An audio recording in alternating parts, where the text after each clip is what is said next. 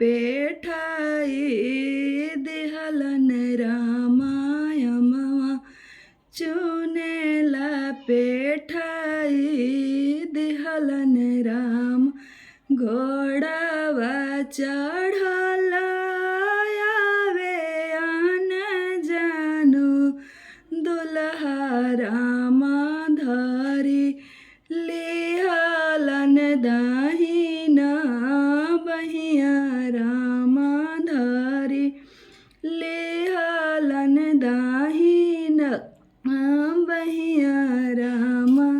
छोड़ो छोड़ो प्रभु जी दाहिना बहिया रामा टूटी जाई है शंखरे चूड़िया रामा टूटी जाई है शंख के चूड़िया रामा।